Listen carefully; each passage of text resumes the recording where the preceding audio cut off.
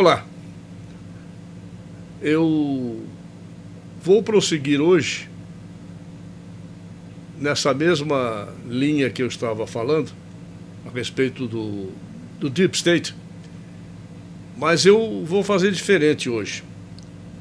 Eu vou responder algumas questões que foram feitas, que estão lá abaixo do vídeo, pessoas que escreveram com bastante propriedade. Eu não vou citar os nomes, mas vou tentar responder algumas dessas questões.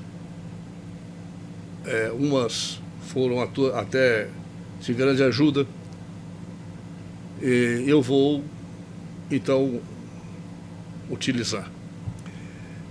E com isso vou também ampliar o entendimento dessa parte importantíssima do Deep State, que é a grande banca internacional, como ela se formou, porque um dos comentaristas me lembrou de algo que eu realmente tinha omitido e que eu não lembrava desde os tempos da década de 60 em que houve isso, que eu me lembro de ter visto isso, mas nunca mais ouvi falar. Ele disse o seguinte: não esqueça a Executive Order 11.110, emitida por John Kennedy aproximadamente um mês antes do assassinato, que dava a independência ao governo federal de emitir moedas sem pagar juros ao Federal Reserve. Isso aqui é importante, muito importante. Eu vou contar a história disso aqui. Eu tinha realmente esquecido. Outra coisa é de outro aqui que eu gostaria que falasse um pouco sobre o America First e Charles Lindbergh, Round Table Movement, porque lembro do senhor falando em um programa antigo na Radio Vox. Eu não vou entrar hoje na Round Table, mas acontece que o America First e Charles Lindbergh tem a ver com o primeiro, também com a primeiro questionamento. E outro que me pergunta o seguinte: Trump disse que iria abrir os arquivos sobre as investigações do assassinato dos Kennedy. Sabe algo a respeito? Sei, mas não tenho nada formal. Não sei se ele formalizou isso, chegou a formalizar em termos de convocar o Attorney General, convocar o Departamento do Tesouro, enfim, a quem é ligado o FBI, mas eu sei que ele disse isso. Ele falou isso num discurso, agora eu não vou lembrar qual, mas ele falou que iria abrir os documentos, queria desclassificar, como se diz oficialmente. Também teve uma informação a respeito do Titanic, que teria sido afundado para afundar alguns financistas que estavam viajando, e que teria sido algum tipo de coisa feita pelo J.P. Morgan, que seria o proprietário do Titanic. Eu não consegui confirmar isso. Parece que há um livro, foi citado um livro aqui que eu não tenho, não li, mas eu tentei por outras várias fontes e não encontrei nenhum tipo de informação que a Star Line, a White Star Line, que era a empresa proprietária do Titanic, não tem nenhuma ligação, não consegui ver nenhuma ligação com o J.P. Morgan, nem nenhum desses americanos, porque era uma empresa britânica, não quer dizer nada, não, mas é uma empresa britânica com capital também do Wales e que estava em grande concorrência com a Cunard Lines. Ela era maior, a Cunard era mais nova, que depois tornou-se, depois do Titanic, a White Star Foi para o brejo, claro, fez o maior transatlântico do mundo que, na primeira viagem, afundou e morreu milhares de pessoas, centenas, sei lá. A Cunard foi a que posteriormente construiu e operou os dois maiores transatlânticos da época, Queen Elizabeth e Queen Elizabeth II, dois, que depois vieram outros armadores e outras empresas de turismo que ultrapassaram muito o tamanho, potência e quantidade de passageiros desses da Cunard e também do Titanic. Uma outra, alguém que comentou ironicamente assim a respeito de e bombas de gás não são armas de destruição em massa, porque eu me referi ao Iraque e à invasão do Iraque. Eu quero dizer, eu respondi que ele falou que não é possível que continuem essas fake news. Eu disse que haviam bombas de gás e que eram as únicas que existiam. Eu não disse que não eram armas de destruição em massa. O que eu disse é que elas existiam, mas já estavam na Síria e a CIA sabia que já estavam na Síria. A CIA sabia que já estavam na Síria. A CIA sabia e dizem alguns que escondeu, mas eu não sei se é verdade. Porque havia sim, e isso não é fake news, havia sim um interesse muito grande do vice-presidente dos Estados Unidos, Dick Cheney, que era ex-CEO da Halliburton. A Halliburton, e isso eu não mencionei no programa anterior, ela não apenas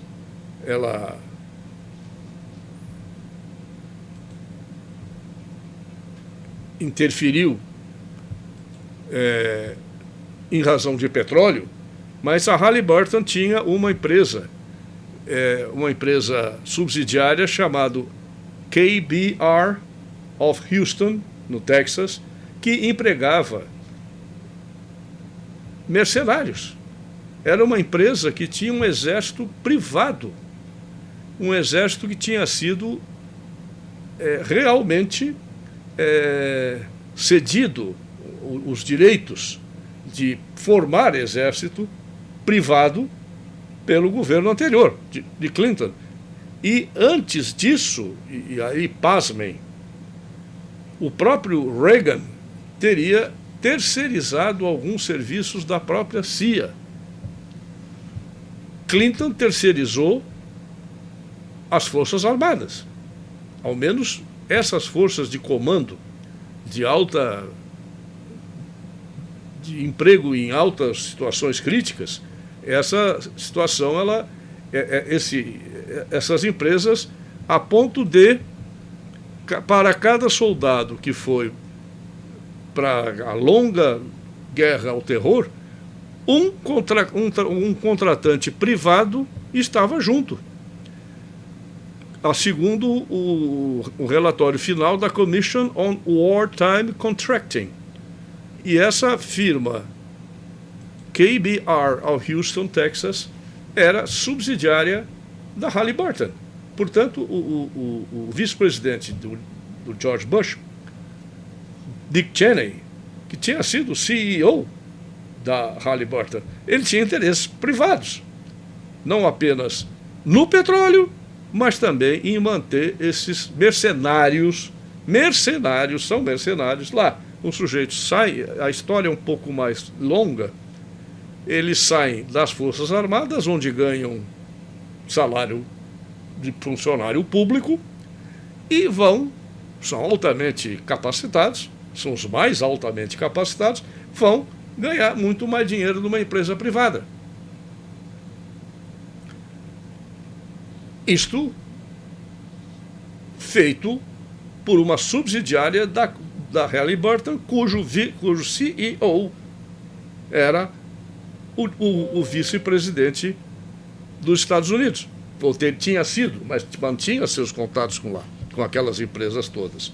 Então, é inútil dizer que isso é fake news, porque isso está registrado.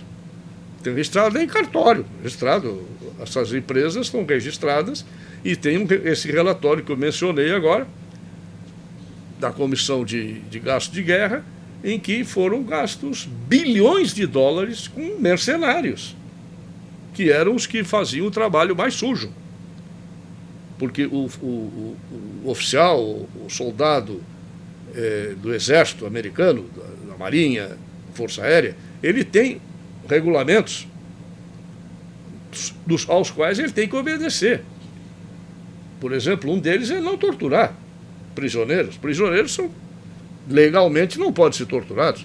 No entanto, houve torturas e não eram feitas pelos soldados americanos, pelos soldados, quer dizer, oficiais. Esses grupos de mercenários eram metidos lá exatamente para fazer isso. Mas então vamos voltar à primeira pergunta e a segunda, que não considero pergunta, mas considero informações que me despertaram memórias antigas.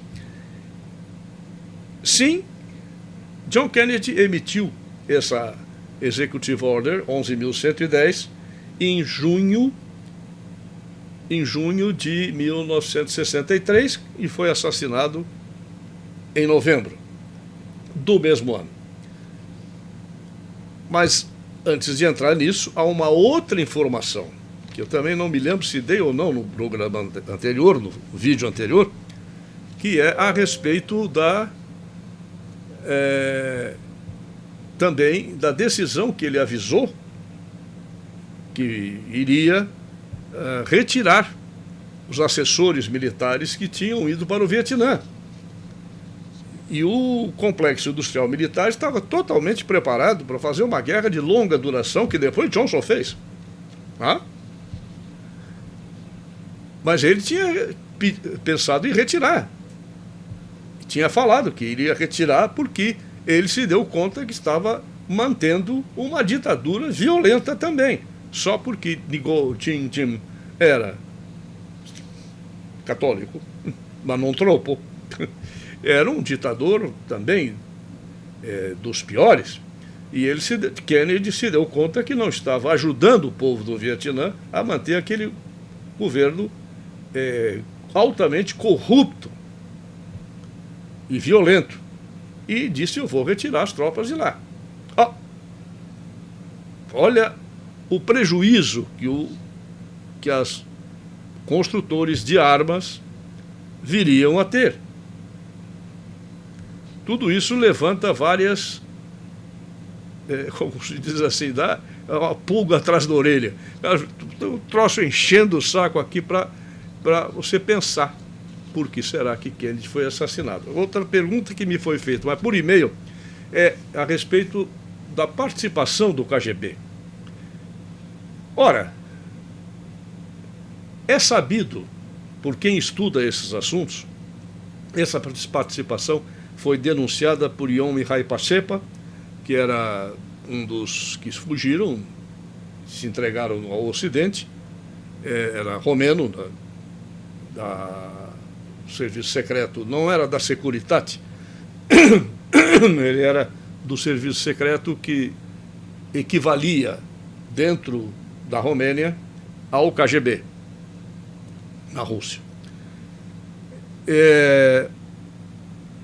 Ele teria dito, sem prova, mas menciona num dos capítulos sobre a morte de Kennedy, que teria dedo do KGB.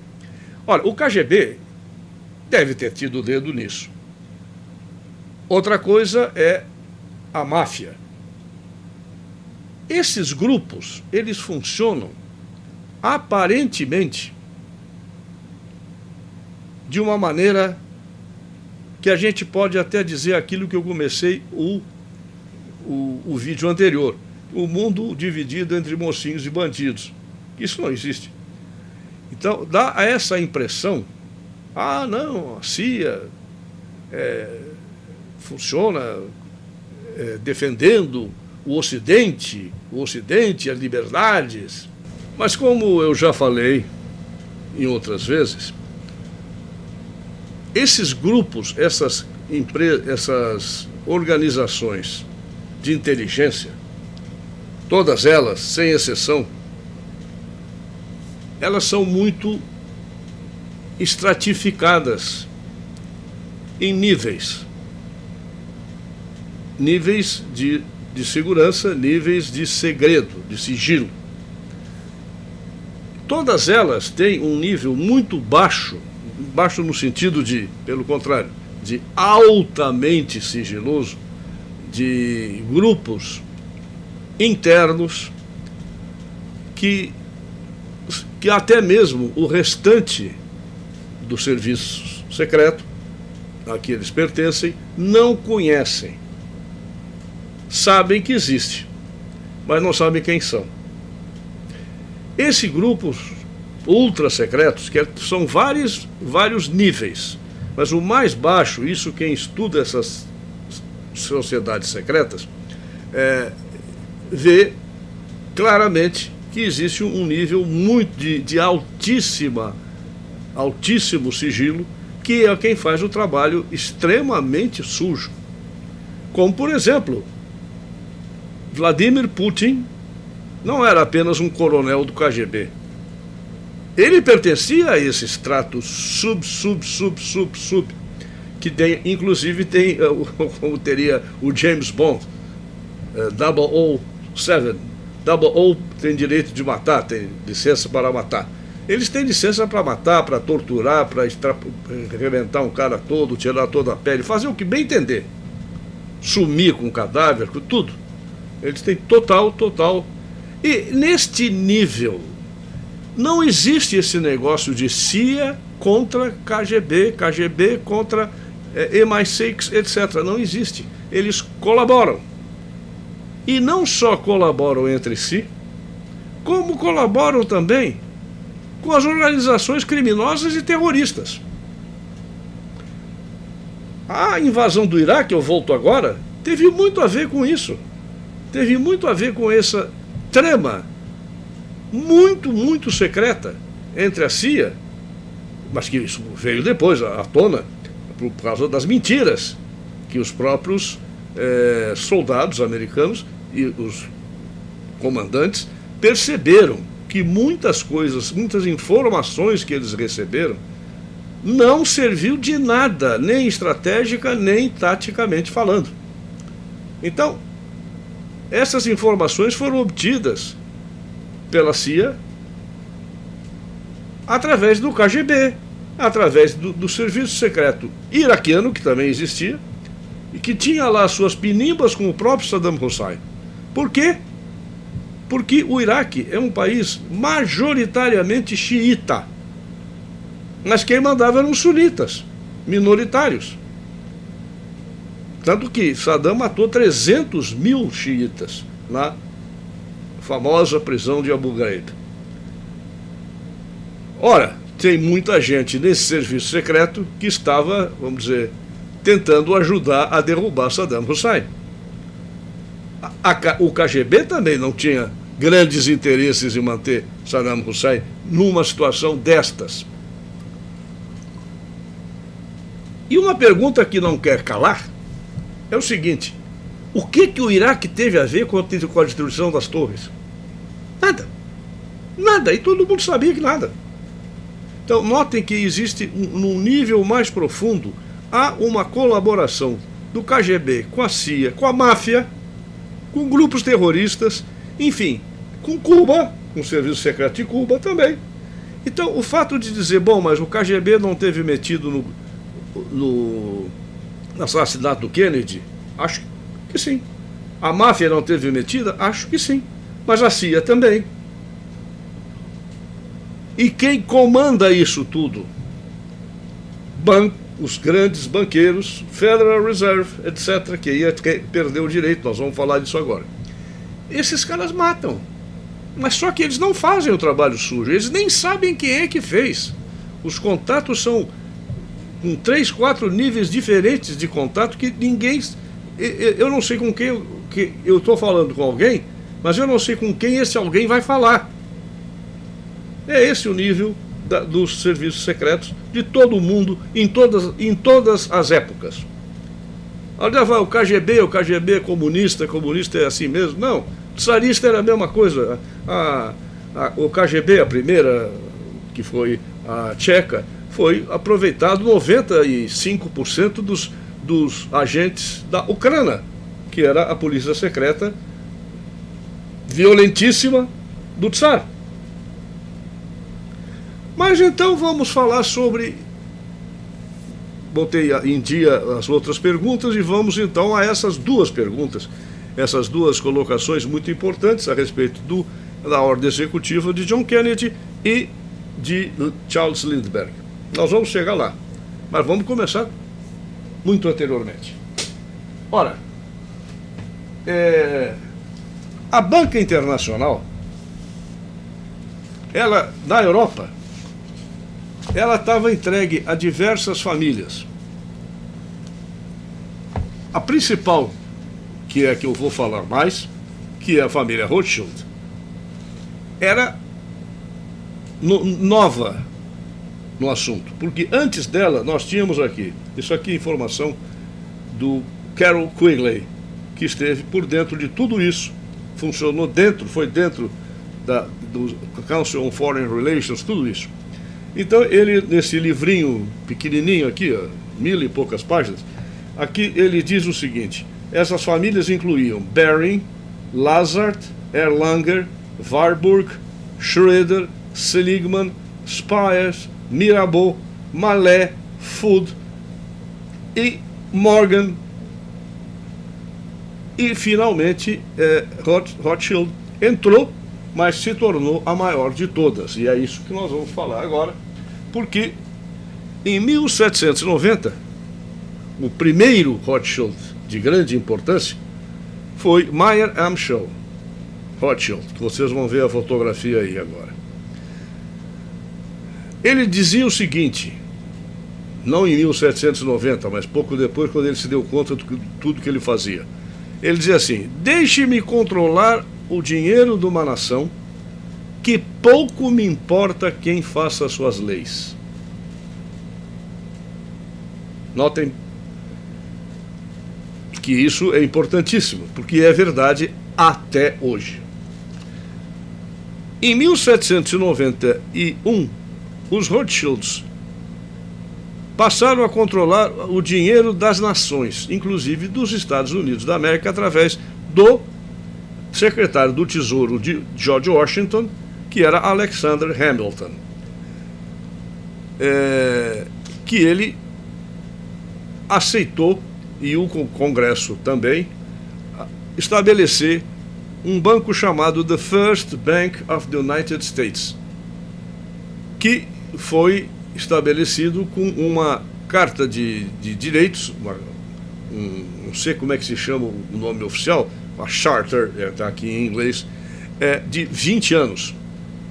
Eu vou dar apenas, eu quero deixar aqui claro o seguinte, eu vou dar um aperitivo nesse vídeo, porque eu tenho anotações mais profundas e mais extensas que eu vou usar no curso que eu estou dando sobre Nova Ordem Mundial no canal da doutora Fabiana Barroso,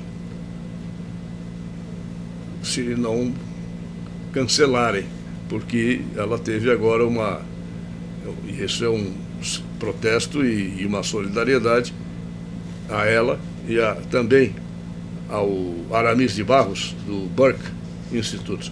Ambos tiveram seus canais interrompidos e a Fabiana está com uma penalidade de 7 dias sem poder fazer vídeo, fazer nada. Um absurdo. Então, a aula que eu teria dado ontem, que seria sobre o Islã, ficou para a próxima terça. esperemos que as coisas se solidifiquem novamente, porque o canal da Fabiana é extremamente importante, não porque eu estou dando um curso lá, mas já tem mais de um ano o canal, ou já tem quase um ano, e ele tem muita gente importante e muita gente com muito boas contribuições. Aliás, sobre este tema, tem um vídeo do Facuri sobre bancos centrais, que eu recomendo todo mundo a procurar lá no canal da Fabiana Barroso, que foi logo depois, se não me engano, eu acho que foi no outro dia de uma das aulas que eu dei, que ela anunciou no final. Eu logo fui assistir, mas não ao vivo, infelizmente, e vale a pena entender o que é um banco central. Mas hoje vocês já vão ter uma ideia do que é esse monstro. Essa carta, por exemplo, em 1791, chegou em 1911, completou 20 anos, e tinha que ser renovada ou não renovada. O Congresso americano votou contra a renovação dessa carta. Eu acho que é uma carta de garantia, é uma permissão para o banco funcionar.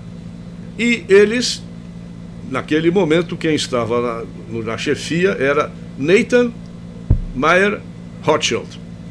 Ele ficou pau da vida e disse: ou esse pedido de renovação é garantido, ou os Estados Unidos se encontrarão envolvidos em uma guerra muito desastrosa. E logo depois começou a guerra da Inglaterra contra os Estados Unidos. Notem que ele não era burro, não. Nathan fez uma ameaça. Esses americanos têm que aprender uma lição. Eles têm que retornar a se tornar colônia da Inglaterra. Em 1812, com o dinheiro deles, a Inglaterra declara guerra aos Estados Unidos. Notem bem, o centro, e aí vem um problema da pronúncia do nome, Rothschild.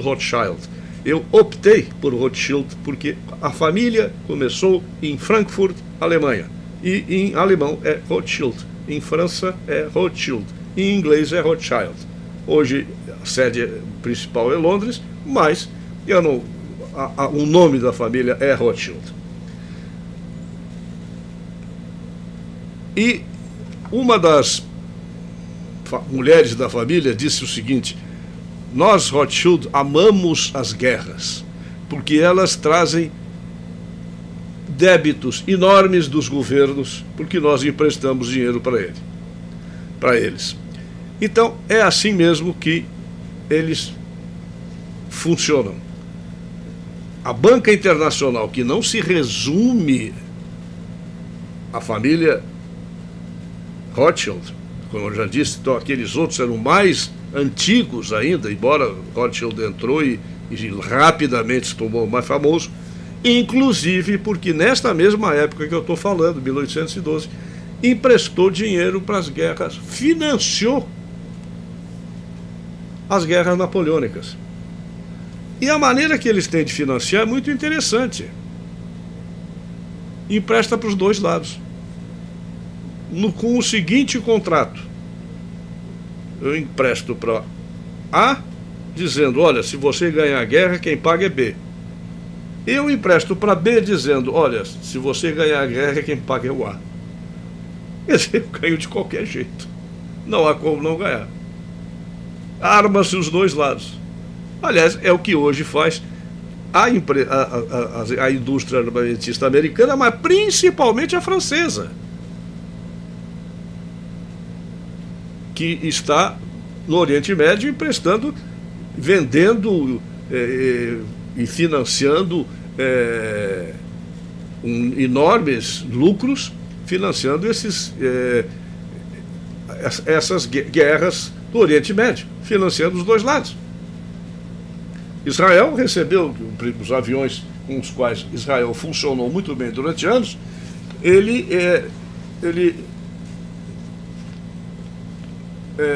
eram os Mirage franceses, que combatiam aviões Mirage dos árabes.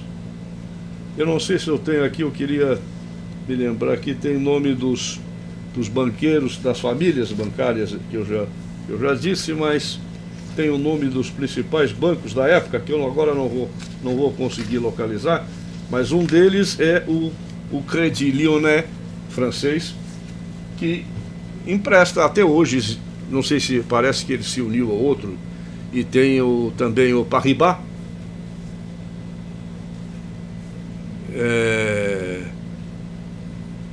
que também é um dos principais financiadores de guerras. Bom, o que aconteceu no final da Guerra Napoleônica, quando Napoleão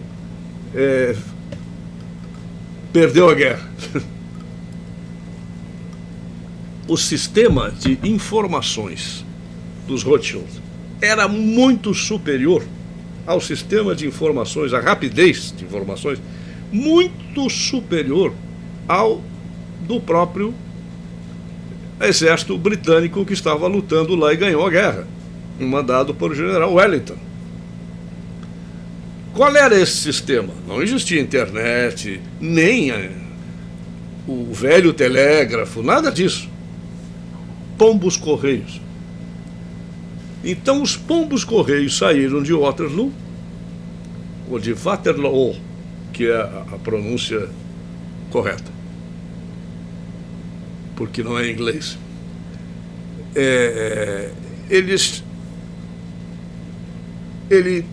Esses pombos correios saíram, levaram para o Banco Rothschild a informação de que a Inglaterra tinha ganho a guerra e Napoleão tinha perdido. Essa informação mandada pelo general Wellington só chegou em Londres 2 dias depois. Nesses 2 dias, os Rothschild e outros grandes bancos venderam todas as ações inglesas. Deram a impressão de que a Inglaterra tinha perdido a guerra. Todo mundo sabia que eles tinham informações muito rápidas. Então todo mundo vendeu. E eles compraram tudo. Na baixa. Quando veio a informação, 48 horas depois de que a Inglaterra tinha ganho a guerra, ora, as participações inglesas nos bancos subiram. E eles já estavam com todas as mãos deles. Aqui eu fui tentar confirmar se isso é verdade, porque como Rothschild é uma família judaica, há muito antissemitismo metido nessa história. E poderia ser mentira. Então eu fui procurar na Jewish Encyclopedia, que diz o seguinte, que na verdade, em junho, 20 de junho, os 2 dias depois do final da batalha, os Rothschild receberam receberam no dia, quase no final, pouco depois, o tempo que o pombo levou para chegar. Só 2 dias depois é que veio a notícia oficial. Então, eles dizem aqui que o Rothschild imediatamente transmitiram essa informação ao governo, à família real. Isso mostra que a tradição de que eles ganharam grandes somas de dinheiro é mítica. Sim, mas eu encontrei em outros lugares uma outra informação importante. Que a família real fez o mesmo. Soube, sim, Rothschild avisou a família real, não avisou ao governo, avisou a família real, e a família real, famílias reais e máfia têm muito em comum. E eles também venderam as suas participações no seu próprio país. Então isso tem que ficar muito escondido, porque olha a família real britânica. E aqui vai uma pequena noção do que são famílias reais. Famílias reais são assim, como foi na Primeira Guerra Mundial, uma outra pergunta que foi feita, o rei da Inglaterra era primo do Tsar e primo do Kaiser, que por também eram primos entre si, Kaiser e Tsar, e houve uma guerra entre eles. Quer dizer, isto são famílias reais europeias, e acho que no mundo inteiro. Não confiem em que a família real inglesa defende os interesses ingleses. A família real inglesa defende os interesses da família real em todos, primos, irmãos, primos de segundo grau, tios, parentes, sobrinhos, etc. É isto que eles defendem. Não, com algumas raras exceções, como eu sempre falo, da mãe da rainha Elizabeth II, que na hora que Londres estava sendo bombardeada, o rei e ela iam ser transferidos para o Canadá, e ela se recusou. Eu vou ficar com o meu povo. Se o meu povo está sofrendo, eu vou sofrer junto com ele. Isto é gente. Quer dizer, não estou fazendo uma crítica a todas as pessoas envolvidas em monarquia, mas sim a instituição em si. Mas há pessoas como ela, e não vou citar outras, existem centenas, milhares talvez de pessoas com essa mesma fibra, essa mesma respeito pelo poder que eles têm e pela admiração que o povo dedica a eles. Mas voltemos então às histórias do Banco Central, e principalmente nós vamos entrar na história do Federal Reserve Bank. E aqui agora, em 1816, o Congresso americano passou uma lei permitindo outra dominação de um banco central, outra dominação dos Rothschilds, de um novo banco central que deu o controle do suprimento de dinheiro americano. Já explico. Esse banco foi chamado de Second Bank of the United States e foi dando a ele também uma outra carta de funcionamento de 20 anos, 1816-36. O controle do dinheiro é porque esses bancos são os que emitem dinheiro. Vocês olham a nota de dólar, tem a assinatura do secretário de Tesouro, mas quem é que emite? É o sistema, o Bank Reserve System, são o sistema de reserva, Federal Reserve System, sistema federal de reserva, que tem vários bancos, Federal Reserve of New York, Federal Reserve of Chicago, etc. Esses é que emitem a moeda. Vocês veem, a moeda não é emitida pelo governo, é emitida por bancos privados, que são quem tomam conta da banca chamada Banco Central.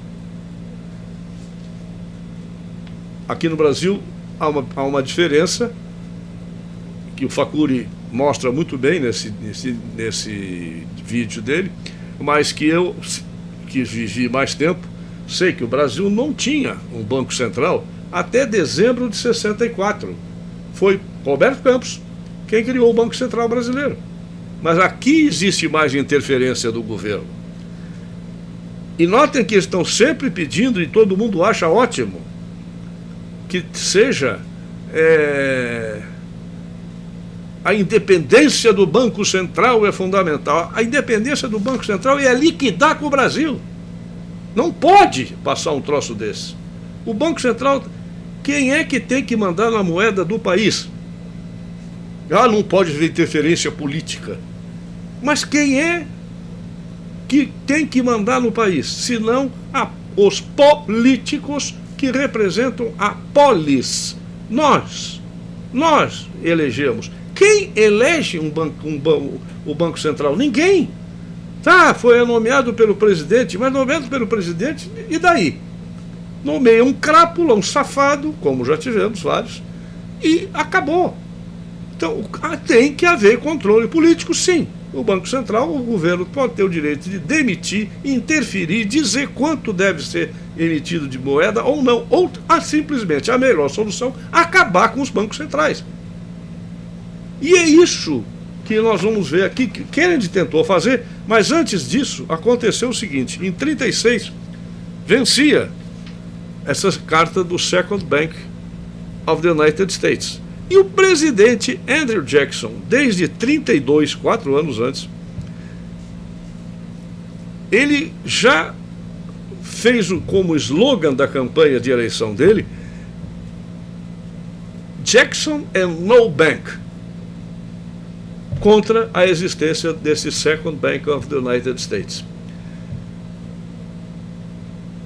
Essa interferência no plano de tomar o controle do sistema monetário americano para beneficiar a população americana e não para dar lucros para os Rothschild e outros menos votados. O presidente Jackson, em 1933, começou a remover os depósitos do governo do banco dos Rothschild, do Second Bank. Ao invés de depositá-lo lá, ele depositou em bancos menores e deixou no Tesouro, para o Tesouro americano controlar o dinheiro. E em 1936, quando venceu finalmente a carta, ele se recusou a mandar para o Congresso, e o Congresso apoiou isso, a renovação. Em 1935, pouco antes de chegar a isso, houve uma tentativa de assassinar Jackson. Ele levou 2 tiros, mas falharam. O assassino não era tão bom assim. Contrataram um cara meio burro, provavelmente. Em 30 de janeiro de 35, 30 de janeiro, tentaram matá-lo. Em 36, a luta com os Rothschild e o presidente Jackson foi ganha finalmente pelo presidente Jackson. Até 1913. Portanto, de 1936 até 1836 a 1913, o dinheiro americano era emitido com lastro em prata e ouro pelo Tesouro americano. Eram Treasury Banks, Treasury Notes, American Treasury Notes, e não Federal Reserve Notes, Bills. Em 1913 houve então uma outra mudança e foi criado o Federal Reserve.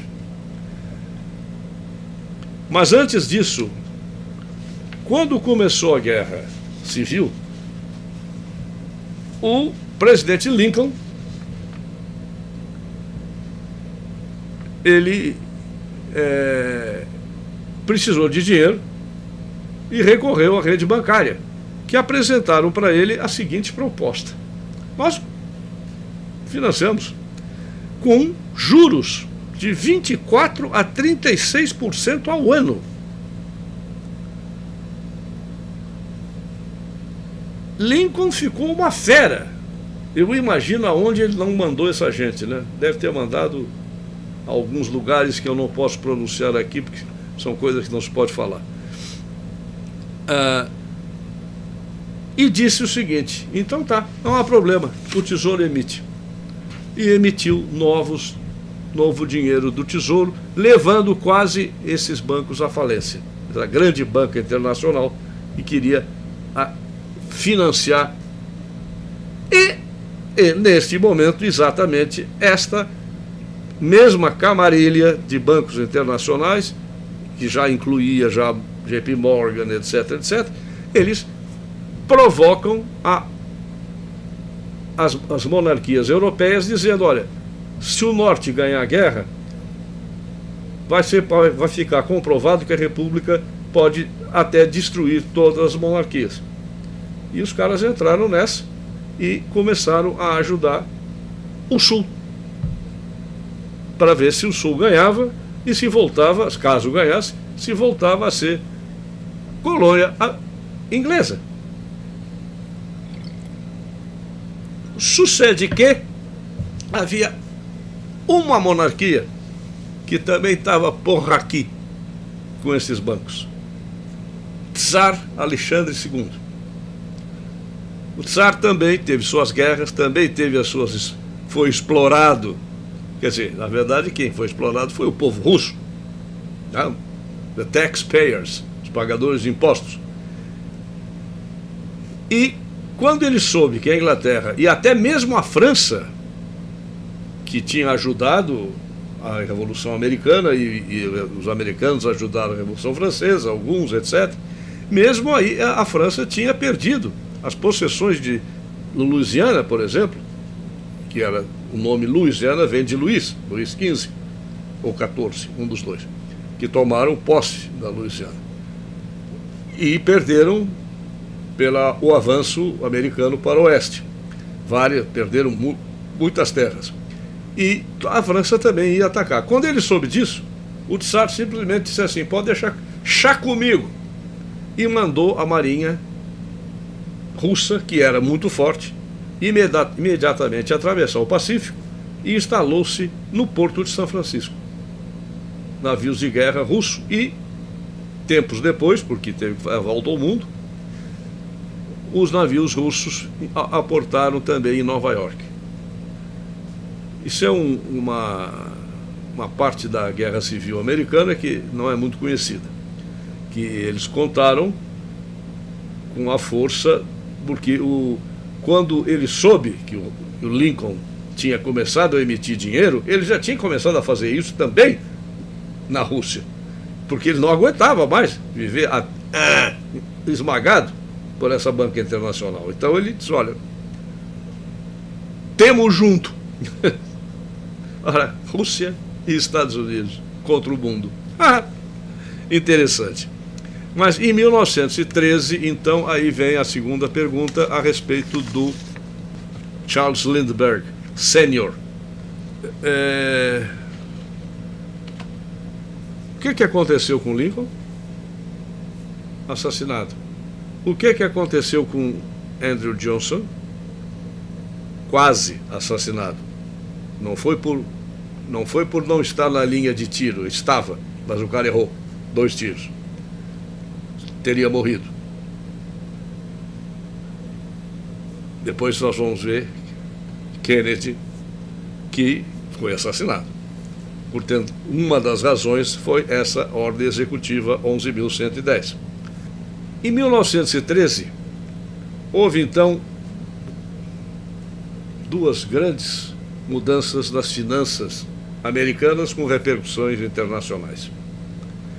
Uma delas foi a criação do Federal Reserve e a outra, o mesmo grupo, foi a criação, levou também, pagou, subornou deputados e senadores para aprovar o imposto de renda, que não existia nos Estados Unidos. Só existiu, como eu já contei isso, durante a Guerra Civil, até acima de $20 mil, 1%. Não, até 20 mil. Aí, isso aí depois eu vou confirmar melhor. Não estou em dúvida. E 1% só. Não era alíquotas diferentes, quem ganha mais, paga mais, nada disso. E imediatamente, quando terminou a Guerra Civil, a Corte Suprema impediu a continuidade do pagamento de imposto de renda, de um imposto único para todos os estados, porque isso iria contra a federação, que é constitucionalmente quem pode emitir impostos, cobrar impostos, são os estados. Os impostos federais não podem ser iguais para todo mundo, porque os estados são diferentes. Isso é a mesma alegação que leva à criação do colégio eleitoral. Tá? Naquele momento, o único que se rebelou foi um deputado do estado de Minnesota, um sueco que se naturalizou americano, e para deputado pode ser naturalizado, acho que para senador também, mas o período de naturalização parece que é maior, chamado Charles Augustus Augustus Charles Lindbergh. E ele se opôs e disse claramente: se isso for aprovado, não adianta mais fazer eleição nos Estados Unidos, porque quem vai mandar no país será o Banco Central, será o Reserve Bank. A história do Reserve Bank está no meu livro O Eixo do Mal Latino-Americano, com o título Os Caçadores de Patos. Depois vocês vejam. Foi 7 grandes banqueiros internacionais que se reuniram na ilha de Jekyll Island. Tem um livro, aliás, não me lembro agora se é do Sutton, não sei de quem, é The Creature of Jekyll Island, que também fala sobre isso. Ele disse o seguinte, Charles Lindbergh: é impossível, de acordo com a grande imprensa, ser um verdadeiro americano a menos que você seja pró-britânico. Se você for realmente pelo America First, esta foi the first time, foi a primeira vez que foi usado esse slogan, que agora foi muito usado e continua sendo por Trump. Ele acabou de dizer, o Trump, que com Biden não é mais America First, é America Last, por último. Se você for realmente pela América em primeiro lugar, por último lugar e por todos os lugares, em todos os tempos, e apenas pela América, principalmente pelas massas de trabalhadores da América, então você é classificado como pró-germânico. Hoje seria fascista.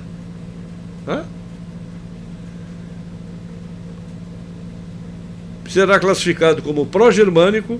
Note-se que 1913 estava a 1 ano do início da Primeira Guerra Mundial, provocado também pelos banqueiros internacionais para financiar e ganhar dinheiro, entre outras causas.